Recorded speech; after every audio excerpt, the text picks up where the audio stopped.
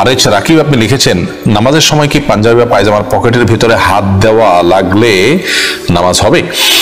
যদি কোনো কারণে নামাজের মধ্যে পাঞ্জাবি বা পায়জামার মধ্যে হাত দিতে হয়, ধরুন আপনার মোবাইলটা বেজে উঠলো, আপনি সেটা কোনোভাবে বন্ধ করতে পারছেন না, তো সেক্ষেত্রে আপনি ভিতরে হাত দিয়ে টিপ দিয়ে বন্ধ করলেন, এইটুকু আপনার করতে হলো, বা কোনো কারণে আপনার হাত দেয়া লাগলো, তো এইটুকুর কারণে যদি আমলে কাসির না হয়, অর্থাৎ একজন মানুষ তিনি দূর থেকে দেখে আপনি যে সালাতের অবস্থা রয়েছেন, আপনার যে অ্যাপ্রোচ এটা দেখে তিনি আপনি সালাতেই আছেন এটা যদি বুঝেন, তাহলে ঠিক আছে, এতটুকু পরিবর্তন হলে আপনি পকেটে হাত দিতে পারেন। আর যদি আপনার পকেটে হাত দেওয়ার ফলে এত বেশি আপনি নড়ে চড়ে গেছেন যে আপনার সালাতের যে কাইফিয়ত ছিল, সালাতের যে হাইয়া ছিল, সালাতের যে আপনার মুড ছিল, সে মুডে আপনি আর নাই, যার কারণে একজন সাধারণ দর্শক দূর থেকে দেখে আপনি কি নামাজে আছেন না নামাজের বাইরে আছেন এটা সন্দিহান হয়ে পড়ে। যদি এমন হয় তাহলে কিন্তু আপনার জন্য এরকমটি করা জায়েজ হবে না, কারণ সেটা আমলে কাসির হিসাবে গণ্য হবে।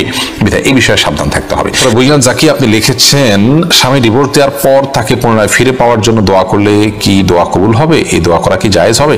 ডিভোর্সটা যদি এরকম হয় যে ডিভোর্সের পরে আবার ফেরত নেওয়ার মতো, অর্থাৎ 1 তালাক বা 2 তালাক দিয়েছেন, কিংবা 3 তালাক দেওয়ার পর মাত্র বিয়ে হয়েছে, সেখান থেকে ডিভোর্স হয়েছে, এখন প্রথম স্বামীর কাছে আপনি ফেরত যেতে চাচ্ছেন, তাহলে সেক্ষেত্রে তাকে পাওয়ার জন্য আপনি আল্লাহর কাছে দোয়া করতেই পারেন। তবে এই সমস্ত ক্ষেত্রেও সাধারণভাবে আল্লাহ যদি কল্যাণকর হয় তাহলে আপনি আমাকে আবার তাকে ফিরিয়ে দিন, এ ধরনের দোয়া করাটাই হলো অধিকতর যুক্তিযুক্ত। আব্দুল আজিজ আপনি লিখেছেন, মা জীবিত থাকাকালীন যদি কোনো ছেলে মেয়ে যায় তাহলে মায়ের সম্পদ থেকে কোনো ছেলে মারা যায় তাহলে মায়ের সম্পদ থেকে মৃত ছেলের সন্তানরা অর্থাৎ নাতিরা কোনো ভাগ পাবে কিনা? এবার ইসলাম শরিয়া কি বলে জানলে উপকৃত হব।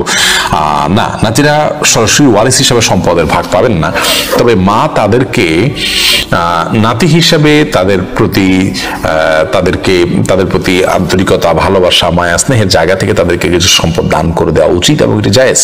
অর্থাৎ কিছু জমি জমা স্থাবর অস্থাবর সম্পত্তি নাতি নাতনিদেরকে তিনি লিখে দিতে পারেন, এটা তার অধিকার আছে। সাধারণ ওয়ারিসদেরকে কিন্তু লিখে দেওয়া যায় না, নাতি নাতনিদেরকে এরকম পরিস্থিতি লিখে দিতে পারেন যেহেতু তারা ওয়ারিস নন।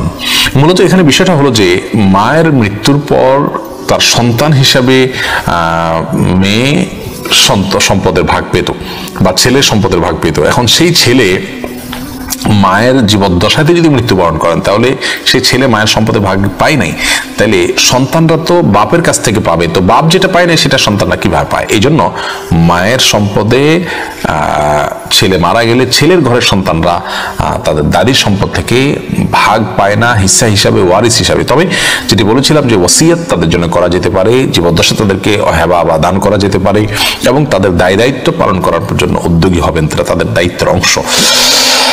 উম্মে হাবিব আপনি লিখেছেন, গাড়িতে থাকা অবস্থায় নামাজের সময় হলে গাড়িতেই বসে নামাজ আদায় করে ফেললে সেই নামাজ কি বাসায় এসে আবার আদায় করতে হবে?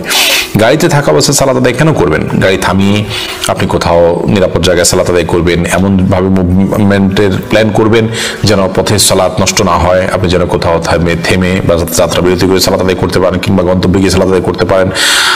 গাড়িতে ফরজ সালাত আপনি আদায় করলে আদায় হবে না যদি আপনার সেখানে ফরজগুলো ত্রুটিপূর্ণ থাকে। হ্যাঁ, যদি এমন হয় যে গাড়িতে আছেন সেটা থামাবে না, থামালে আপনি এখানে নামলে বিপদে পড়বেন, এদিকে সালাতের ওয়াক্ত চলে যাচ্ছে, তাহলে সেক্ষেত্রে আপনি ওখানে ওযু থাকলে ওযু না থাকলে তায়াম্মুম করে, ওযুর অবস্থা না থাকলে তায়াম্মুম করে আপনি সালাত আদায় করবেন কিবলার দিকে ফিরে, যতটুকু সম্ভব হয়, বিশেষ করে গাড়ির সিটে একটু এদিক সেদিক হয়ে, অনেক সময় দাঁড়িয়ে বা বসে, দাঁড়িয়ে সালাত আদায় করার মতো পরিস্থিতি না থাকলে বসে সালাত আদায় করবেন, কিন্তু আপনাকে ওয়াক্ত মতে সালাত আদায় করতে হবে। গাড়িতে বসে নফল সালাত আপনি আদায় করতে পারেন যেদিকে যাক, যদি ওযু থাকে। আর ফরজ সালাত হলে আপনাকে দাঁড়িয়ে সালাত আদায় করতে হবে, দাঁড়ানোর ক্ষমতা নাই তাহলে বসে করবেন, কিন্তু কিবলামুখী হয়ে আদায় করতে হবে। অনেকে দেখা যায় গাড়ি যেদিকে যাচ্ছে সিটি বসে সালাত আদায় শুরু করে দিয়েছেন, তার কিবলার কোনো খবর নাই, দাঁড়ানো যে ফরজ সে খবর নাই, অনেকগুলো ফরজ তার ছুটে যাচ্ছে।